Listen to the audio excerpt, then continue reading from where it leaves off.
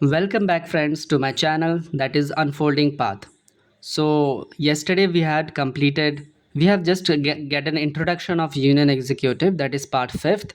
और आज हम डिटेल में चैप्टर 1 को परफेक्टली पढ़ने की कोशिश करेंगे, ठीक है, जिसमें हम सिर्फ प्रेसिडेंट को पढ़ेंगे, one of the union executive which is the chief union executive actually, ठीक है. The president of India is a de jure, that is nominal head of the state. Okay, and de facto कौन है?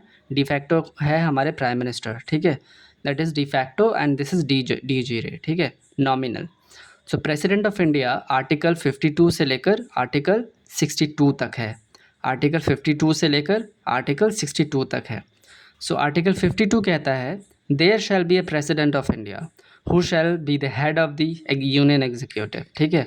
Article 52 कहता है कि हमारे हमारे India में एक प्रेसिडेंट होना चाहिए जो कि head of the union executive हो, ठीक है, जो कि head of the union executive हो.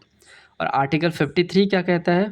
Executive power of union shall be vest in the president, ठीक है. एग्जीक्यूटिव जो पावर है वो किसके हाथ में रहेगा? वो प्रेसिडेंट के हाथ में रहेगा. याद रखना, कोई भी आर्टिकल हम किसी के बारे में पढ़ेंगे, राइट, तो शुरुआत में उसका जो ऑफिस है उसको स्टैब्लिश किया जाएगा, like there shall be a president of India, there shall be a vice president, there shall be like that, ठीक है.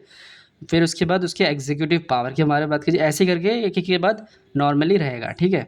So there shall be a president of India who shall be the head of the union executive, article 52. फिर article 53 कहता है executive power of union shall vest in president. जो executive power है union का वो waste किसके हाथ में रहेगा? वो प्रेसिडेंट के हाथ में रहेगा. और प्रेसिडेंट ही जो है वो सुप्रीम कमांडर है सारे डिफेंस फोर्सेस का. कौन कौन से? Army, navy, air force. तो आर्मी, नेवी, एयरफोर्स का सुप्रीम कमांडर कौन है? वो प्रेसिडेंट है. जो प्रेजेंटली कौन है? Droupadi Murmu, right. President Droupadi Murmu is the supreme commander of all the defence forces in India, ठीक है, आर्मी, नेवी एंड एयरफोर्स, ठीक है. And parliament can give any these powers, ठीक है, पार्लियामेंट इन सब पावर्स को दे सकता है, लाइक दैट. सो अब आते हैं इसमें आर्टिकल 54 में.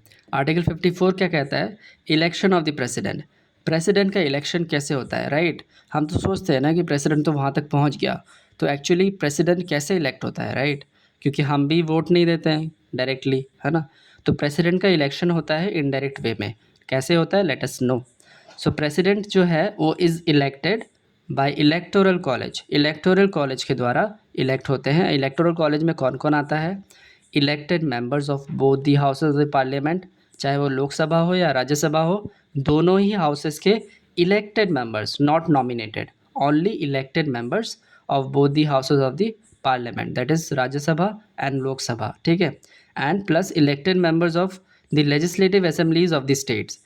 elected members of the legislative assembly of the states, not nominated, only elected.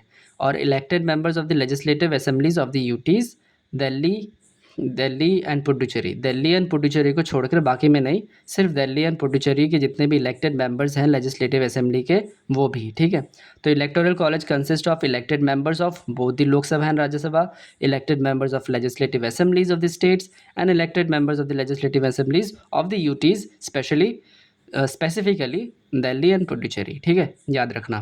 तो इलेक्टोरल कॉलेज हो गया. अब क्या होता है कि nominated members of the parliament and members of the legislative council do not participate in the election of the president, ठीक है, याद रखना. लेजिस्लेटिव काउंसिल के जो मेंबर्स होते हैं वो पार्टिसिपेट नहीं करते हैं इलेक्शन ऑफ द प्रेसिडेंट में. Even nominated members of the parliament also do not participate in the president. And let me know in the comment section कि एक्चुअली में नॉमिनेटेड मेंबर्स पार्लियामेंट में कितने हैं, right. So let me know in the comment section. और जो president है, president is the head of the country.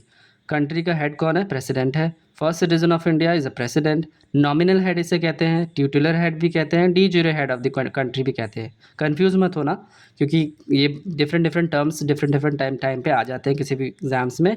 तो अगर नॉमिनल हेड भी आए तो वो इसका मतलब ही president of head of the India, ठीक है. ट्यूटुलर हेड भी प्रेसिडेंट है, डी ज्यूरे हेड भी कि कंट्री का प्रेसिडेंट ही है, ठीक है. डी फैक्टो कौन है? प्राइम मिनिस्टर, ठीक है. अब आते हैं आर्टिकल 55. आर्टिकल 55 कहता है मैनर ऑफ इलेक्शन, कि इलेक्शन कैसे होता है. तो हमने तो पढ़ लिया कि इलेक्शन कौन कौन पार्टिसिपेट करता है इलेक्टोरल कॉलेज में, राइट. अब हम क्या पढ़ रहे हैं कि इलेक्शन कैसे होता है, तो मैनर ऑफ इलेक्शन किस में है, आर्टिकल 55। अगर हम लॉजिकली देखेंगे ना तो सारे लॉजिकली बैठा के रखे हैं हमारे फोर फादर्स ने आर्टिकल्स को बिल्कुल परफेक्ट वे में, अलाइन वे में, एक फ्लो में, ठीक है, सारे आर्टिकल्स को अच्छे से बैठा रखा है। तो उसके बाद हमने पढ़ा कि कितने कौन पार्टिसिपेट करेगा इलेक्शन में। उसके बाद हम पढ़ रहे हैं कि इलेक्शन कैसे होता है, मैनर ऑफ इलेक्शन। तो manner of election is indirect election, जो मैंने कहा था ना कि डायरेक्ट इलेक्शन नहीं होता है, हम तो डायरेक्टली वोट नहीं देते हैं उनको, है ना, हम तो सिर्फ लेजिस्लेटिव असेंबलीज़ को वोट देते हैं कंस्टिट्यूएंसी के हिसाब से। बट एक्चुअली में कौन उनको वोट देता है, जो ये सब इलेक्टोरल कॉलेज के जितने भी हैं, जिसको हम हम इलेक्ट करते हैं, वही रिप्रेजेंटेटिव बन के वो लोग फिर इलेक्ट करते हैं। So it is quite indirect elections, not directly by the people, हमारे द्वारा डायरेक्टली नहीं होता है बट इनडायरेक्टली होता है, ठीक है। तो अब हम आते हैं कि इसमें क्या कैसे होता है, ये proportional representation plus single transferable vote होता है, ठीक है, proportional representation plus single transferable vote, and voting is done by secret ballot, ठीक है। वोटिंग कैसे होता है, सीक्रेट बैलेट से। So for this today's class इतने में ही हम रखते हैं, और हम देखेंगे नेक्स्ट क्लास में कि एक्चुअली में proportional representation plus single transferable vote होता क्या है, ठीक है। So for that time, bye bye.